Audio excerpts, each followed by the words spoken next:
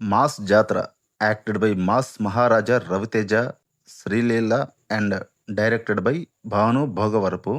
ఈ మాస్ జాతర మూవీ చూశాక నాకేమనిపించిందంటే, మాస్ జాతర కింద మందే ఇదంతా అనే క్యాప్షన్ ఉంది.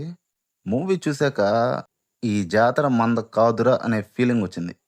కొంచెం క్రాక్ సినిమాని పక్కన పెడితే, ఈ మధ్య రవితేజ గారి మూవీసు అన్నీ అంతగా నచ్చటం లేదు. అన్నీ ఒకే టెంప్లేట్‌లో ఉన్నాయి. ఆ టెంప్లేట్ పేరు కమర్షియల్ టెంప్లేట్.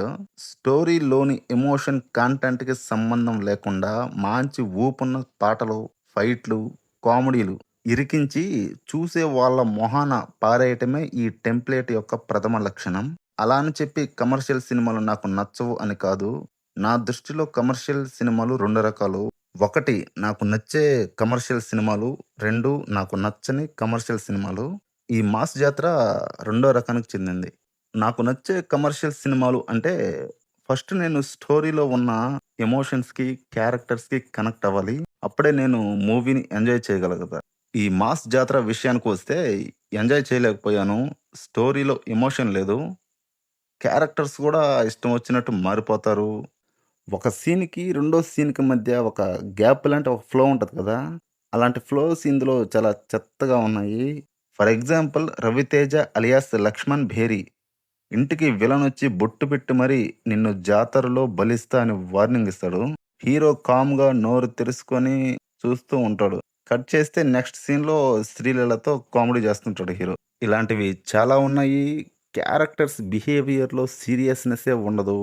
తాత క్యారెక్టర్ ఒకటుంటది. కామెడీతో నానా గాబరా చేసి క్లైమాక్స్‌లో ఆకాశంలోకి లేపి పారాషూట్ లేకుండా తాతని పాపం అక్కడ నుండి వదిలేస్తారు.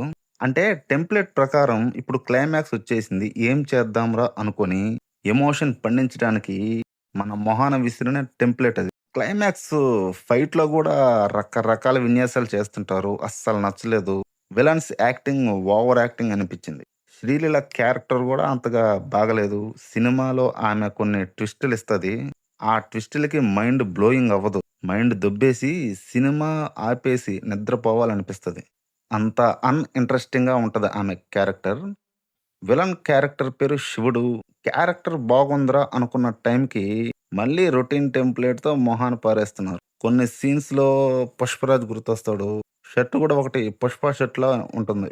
అలాగే 'షీలావతి గాంజా' గురించి కూడా మొన్న 'ఘాటీలో' చూసేసాం. ఇందులో కూడా అదే పేరుంటది. అక్కడ ఇక్కడ చూసేసరికి ఎందుకో నచ్చలేదు. ఇందులో 'శ్రీలీల గాంజా' అని పెట్టుంటే కొంచెం కొత్తగా ఉండేదేమో మరి.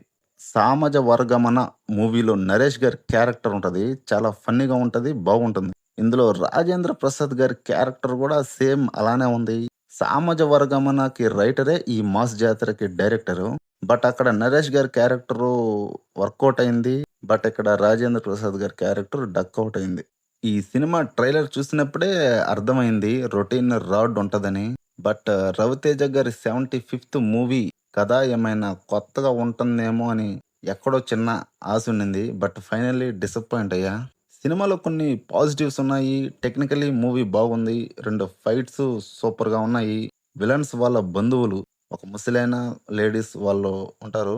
ఆ ఫైట్ కొంచెం క్రాక్ స్టైల్‌లో బాగుంది.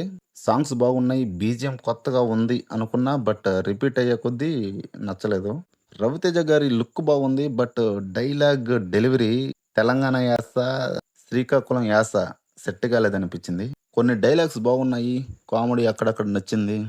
ఆ విలన్ బంధువులతో వచ్చే ఫైట్స్ ఇచ్చిన ఇంపాక్ట్ సినిమా మొత్తం ఇచ్చి ఉంటే మాస్ జాతర నిజంగా జాతర అయ్యేది. పర్ఫార్మెన్స్ వైజ్ కొందరు యాక్టింగ్ చేశారు. మరికొందరు ఓవర్ యాక్టింగ్ చేశారు. బట్ ఎవరు జీవించలేకపోయారు. సో, అంతే అండి. 'మాస్ జాతర' అయితే నాకు నచ్చలేదు. మీకు 'ధమాకా' లాంటి మూవీస్ ఇష్టమైతే ఇది మీకు నచ్చుతుంది. సో, చూడండి. ఒకవేళ సినిమా చూసి ఉంటే ఎలా ఉందో కామెంట్‌లో చెప్పండి.